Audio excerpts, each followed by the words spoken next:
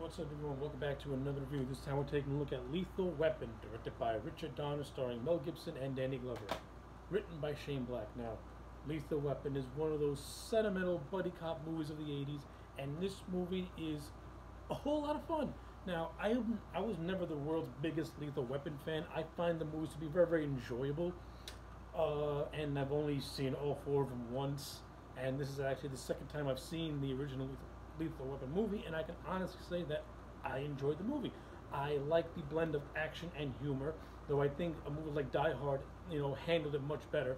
But for the sake of this movie, I think Richard Donner did a relatively good job with it. Now, the whole story of this movie is Mel Gibson plays this cop named Riggs, who is suffering from depression because his wife had passed away in a car accident 3 years prior to the events of the movie. So that makes him a very unstable type of cop who is willing to kill himself. Well, all the while, you have Danny Glover, who plays the character of Murtaugh, who is a more well-adjusted family man type of cop who's been on the force for a long time. And these two different people are forced to be partners. And the movie's strong suit is the clashes between Riggs and Murtaugh and their different styles of being police officers. Murtaugh is more a straight arrow, while Riggs is the exact opposite of a straight arrow. He is a hotshot, and their personalities clash. But that's where the movie's strong point is, because Mel Gibson and Danny Glover have a really good chemistry as Riggs and Murtaugh, and throughout the movie, their partnership forms into a friendship. And I think Shane Black and Richard Donner captured that evolution really, really, really well. And like I said, that is the strongest part of the movie, is these two bantering off of one another. The hard-ass Murtaugh and the hostile Riggs. These two unlikely people becoming, good friends. It's good stuff. And Mel Gibson like I said, Mel Gibson and Danny Glover put on excellent performances. They are great in this movie. This movie also has a really good supporting cast that includes Tom Atkins, Gary Busey, and Mitchell Ryan. They all play their parts well. The Tom Atkins character, known as Michael Hunsaker, pretty much his daughter commits suicide, and that's pretty much the whole plot of the movie, is that his daughter commits suicide, and we find out that it's connected to him, who is smuggling heroin from this man, from this general, and played by Mitchell Ryan. And of course Murtaugh and Riggs have to stop this. And the plot of the movie is okay. It's basically cops gotta stop drug dealers, and it just so happens that these people who are bringing in the shipment happen to be former members of the Army, Special Forces. So they're pretty much an elite group of assassins and killers who are doing this.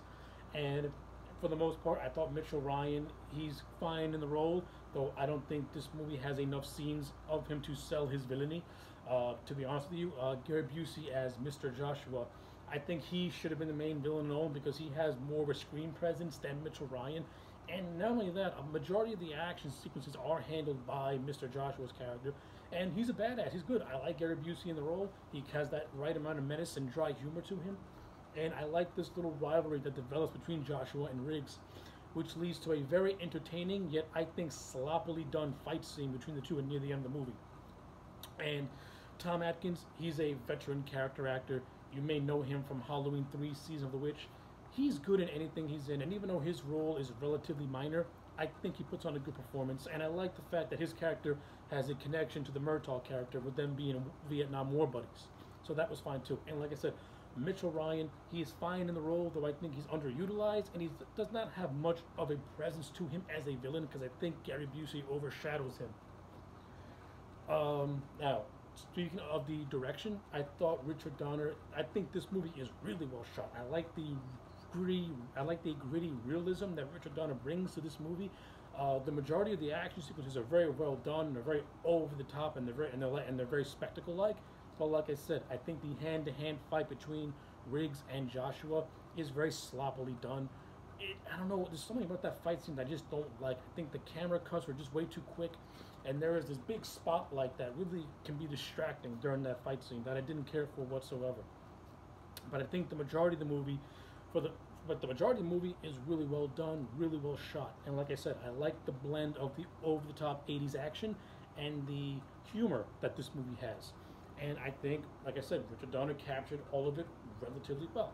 So anyway, and of course this movie, and of course this movie also has a subplot that where Murtaugh's daughter kind of has a crush on the Riggs character, and Murtaugh's daughter ends up being a big important part of the near the end of the movie since she gets kidnapped, which gives Murtaugh more of an instinctive to want to take down the villains. So yeah. So yeah, basically those are my thoughts on the first movie. I overall enjoyed it. I'm going to give it a solid 8 out of 10. Let me know your thoughts in the comment sections down below. Like the video and subscribe, and I'll check you back next time for more.